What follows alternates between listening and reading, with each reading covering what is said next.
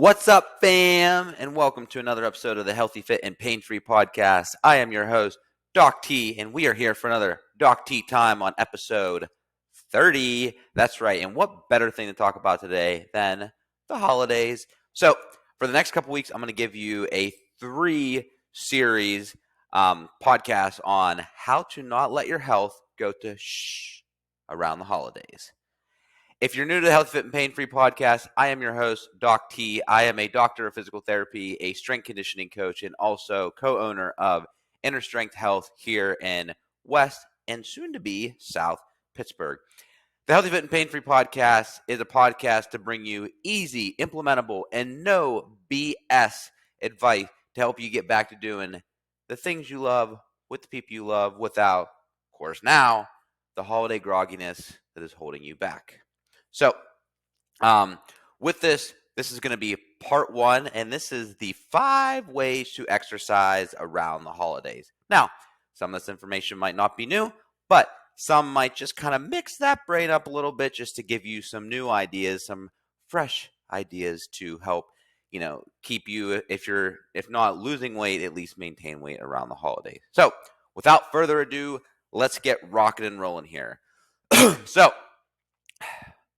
number 1 way to exercise around the holiday. And again, with each of these, I'm going to give you a pro and con with them as well, because I don't want to make this seem like I'm prescribing this to you as like you need to do these. So whatever best fits you. Number 1, home workouts. So home workouts has transitioned a lot throughout the past couple years. It used to be a trainer would give you a workout and then you would go home and do it. And now, and then it turned into you could search the internet and find a home workout to do.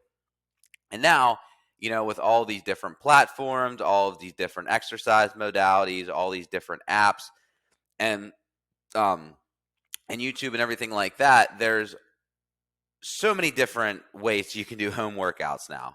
And I think home workouts are great. Don't get me wrong. I think home workouts do a great job as far as if you're traveling, if you're short on time, if you just need to get some activity in that day, home workouts are great. And you can see some results with them. They can help you maintain around, around traveling, around the holidays, or even if, God forbid, like you just had a baby or you have someone new staying with you you need to take care of for a while, you can get away with home workouts. The con with home workouts that a lot of people don't understand is there's really no progressions with them, and also they're very limited. So home workouts are great for, body weight training. If you have a select amount of equipment, you can get away with that. But at one point, you are going to have to progress, and that means increase the weights you're using, increase the reps you're using, increase the resistance you're using, increase the difficulty. And you can't do that with one kettlebell, one band, and one jump rope. Now, someone out there right now is like, I could definitely tell you how you could advance with that. Sure, so could I. But for most people, having the select amount of equipment, again, is good for a couple weeks and good for maintaining. However, what you have to realize is having one piece of equipment, whether it's a bike, whether it's a treadmill, even if it's an Airdyne or like something like that, there's only so much you can do. And so I would say home workouts are great around the holidays, but do not stick with them forever because you will plateau. Or you only work one part of your health, so to say. So that being said, exercise way number 2 around the holidays. You're going to laugh at me on this one, but mall/store walking. Now, some 70-year-old out there just completely air fist bumped me for saying this, but and not just 70-year-olds. I'm not just calling you out, but mall and store walking. Now, what I mean by this is, during this time of year, there's times where, you have your parents, your grandparents, even your in-laws that want to go to the mall with you to quote unquote spend time with you and kind of just shop around. And with this, I don't want to say that this is a burden or an obligation, but this is a select amount of time that you don't necessarily want to be insensitive and just, go with them for a half hour and be like, all right, gotta go to the gym. But during this time, if you are at a mall or something like that, or you are at a store, this is a good opportunity that, let's say you tell them, hey, I need to go to the store for a little bit. You can, easily walk up and down the mall, up and down the stairs, especially if you have some bags, it adds some weight. And this is where you can truly get some decent activity in a small amount of time. Not to mention, the entire time you're at the store walking around, you can definitely get some activity in there. I talked the other day in a presentation about NEAT, and NEAT is non-exercise activity thermogenesis. And what that really refers to is, despite what people might think, throughout our day, there's 4-ish ways to burn calories. There is exercise, there is NEAT, so it's stuff like walking, it's cleaning, it's vacuuming, it's doing yard work, it's playing with your kids, stuff like that.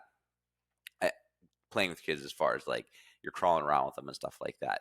And then there is the calories that your body uses to digest food, and then finally there's your metabolic rate. There's what your body burns to keep you alive every day. NEAT is actually burns the second most amount of calories throughout that list. Even if you have a grueling gym workout, NEAT still burns a lot of calories. So that being said, that walking around that you're doing, that's a big part of your calories throughout the day that you're burning. So, and even the grocery store, if you're going to the grocery store and you're kind of pressed for time, say like for a lunch crunch, take a few extra laps around the store. Park farther away in the parking lot. Again, take the stairs. Don't take the elevator or the escalator. These are great ways to burn the calories. Now, the con with this, again, this isn't very intensive. There's not a huge, resistance training attribute to this. So this is, again, just to get your activity in. If let's say this is a busy week and you can do this like 3 or 4 times out of the week, it's a great way to get your activity in. Otherwise, don't just be a mall walker forever, because yes, it can help with heart health, but there's other aspects that you're truly missing in this 3-dimensional aspect of health. So, number 3, way to exercise around the holiday: social environments. Now, I say social environments with a big umbrella. What this means is, if you are, dinners with the family, if you have these big get-togethers at work, if you're going out for happy hours, and then also family get-togethers, family gatherings, or even you at home. These are perfect opportunities to get more activity. Let's say, let's use the happy hour, for instance. You go out for a happy hour, go somewhere, like we're in Pittsburgh. So go like somewhere downtown Pittsburgh where you can walk around afterwards. You can go see the tree. You can go enjoy the atmosphere. If you're at your family's house, go for a walk after each dinner, or go for a walk occasionally throughout the afternoon, evening. Because this really allows the opportunity for you to spend time with those people, yet still get your activity in. And, it also changes the environment. If you sit there on the couch and you talk about things, a lot of times you're just going to go down this rabbit hole of the same conversation. But if you get out, outside, granted it could be a little bit cold, but you get outside and you see some new environment, it kind of sparks some new conversation. Along with this, your family. I myself, I'm super busy. I don't get to see my family nearly as much as I'd like to. And I'm sure there's a lot of people out there that are the same way. This is a great opportunity for you to spend more time with them. Instead of you sitting on the couch, having a beer, having a glass of wine, and just sucking down the cookies on the table, get on the floor with the kids or the kids that are there. Take them outside with a football or something like that. Do something active with them, because this is truly a way to it's a great way to, again, keep your activity up in an enjoyable way.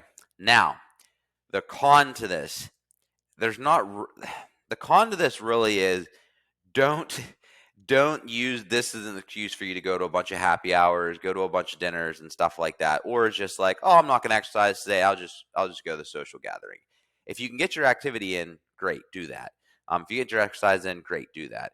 But at the same time, don't rely on this as your primary means of activity. Again, this is just ways for you to keep staying active throughout the holidays. So, but it's really just about enjoying, time with people you love.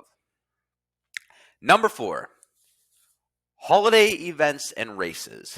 These are great ways, in my opinion, for you to stay active around the holidays. First and foremost, it's like, for instance, in Thanksgiving in Pittsburgh, they have the turkey trot. They have a lot of turkey trot based things around, within the states and stuff like that. So there's things like that. There's certain runs. I know gyms that are doing what they call a bench press bash. So they're, in different weightlifting competitions around the holidays. So there's a lot of different ways that you can get involved, with holiday events and races. The other thing too with these is they also give you a focal point. They give you a goal to work towards. So for instance, if you're signing up for a holiday 5K, well, that gives you something to strive for, that you're just not going out and exercising just to say you did it. That's it. You are actually working towards something to, improve your health, to keep you focused on that and keep it a habit, which is a big thing. The con that I will say with this is that the holiday season is very stressful for a lot of people, and just be wary that if you sign up for an event, there's always stress that comes with the event.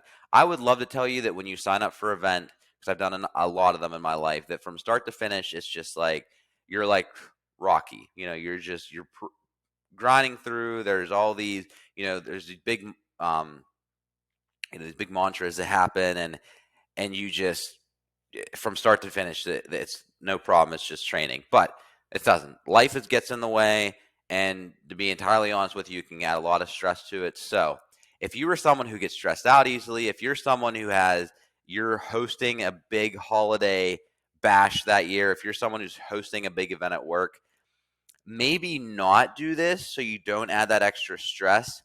But, if you can do something even small enough that you can manage to do without training that keeps your mind there, by all means, do it. All right, last but not least, the fifth way to exercise around the holidays. I love this one. Drop-in sessions.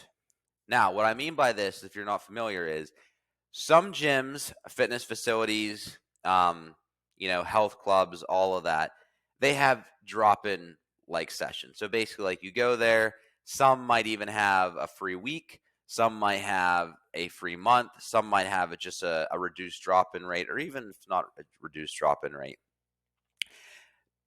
That it's a session that you can try for, a discounted amount. I know here at Inner Strength, we do what's called Bring a Friend Week. And this is where our members can actually bring a friend for an entire week to try for free.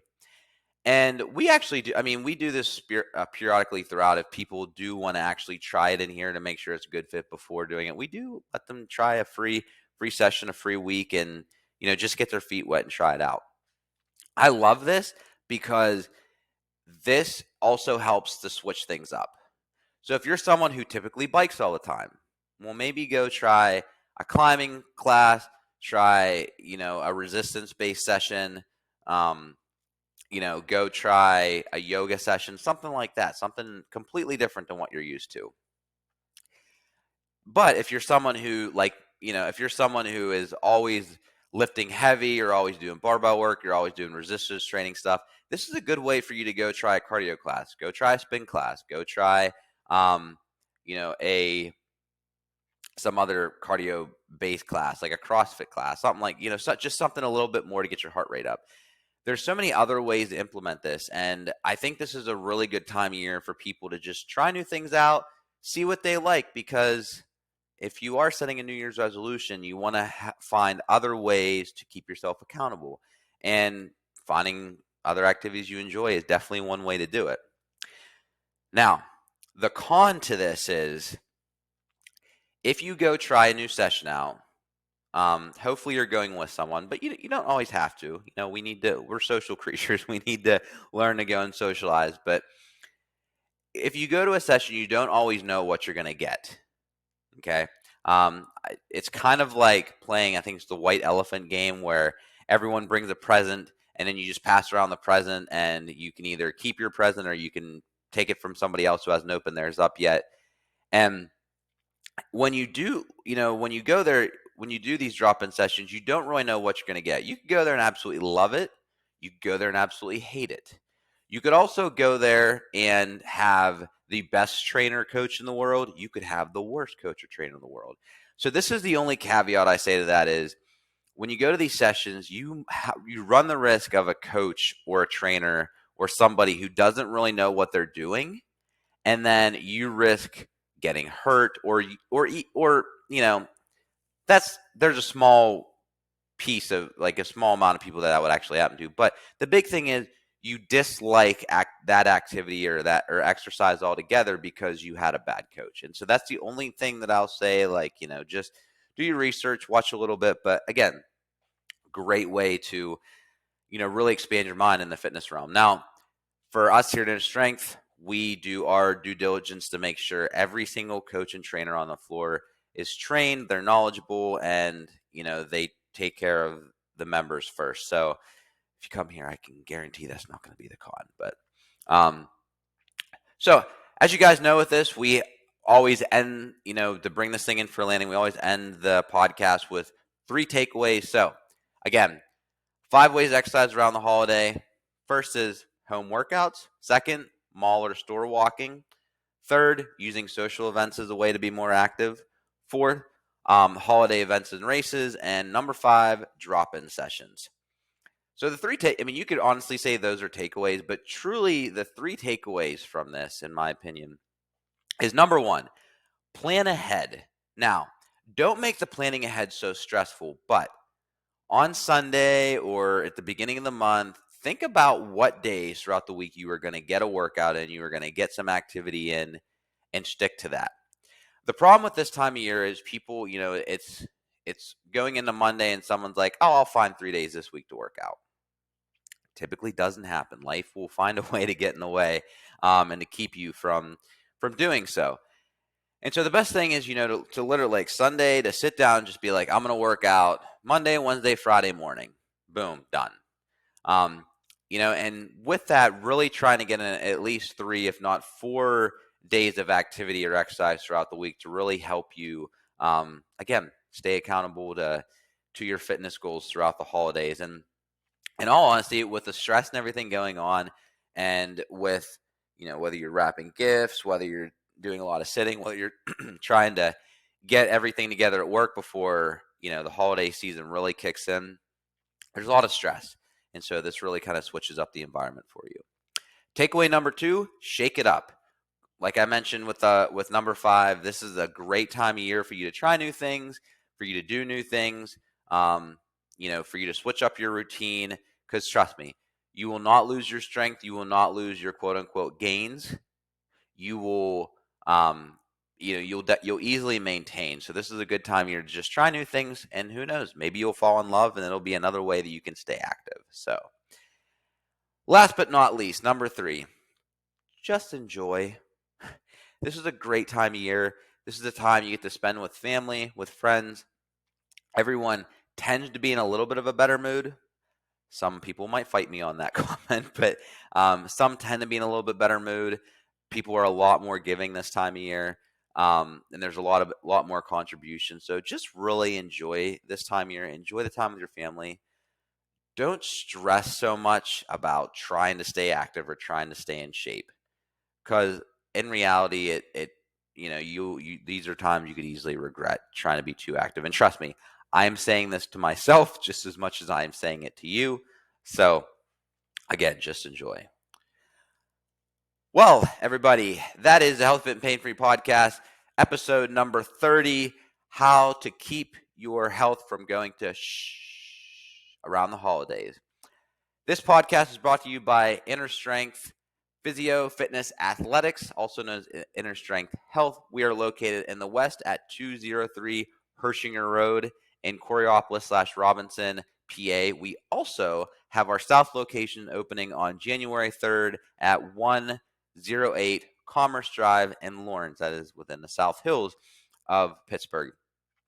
At Inner Strength, we are here to bring you small group and private personal training, one-on-one training with nutritional consulting, health coaching, physical therapy, strength conditioning, and just awesomeness all under one roof. If you'd like to learn a little bit more about Inner Strength and what we do, you can easily visit our website at innerstrengthpgh.com. That is INNER strengthpgh.com. You can also email us at info@innerstrengthpgh.com to learn more. In the West, we are also the location for the West of one of the locations, for Case Pacific Nutrition. Case Pacific is a locally owned business with registered dietitians, not nutritionists, registered dietitians, all bachelor and up, who are very knowledgeable and will help you with the medical side of your nutrition, the performance side of your nutrition, or just general population. You can also visit me. I am Dr. Tyler you can email me at Dr.Tyler@innerstrengthpgh.com. You can also check me on social media, Dr.Tyler_Bordick. Again, this is Health, Fit, and Pain-Free Podcast. Have a great holiday, everyone. Can't wait to see you next week for part 2. Bye.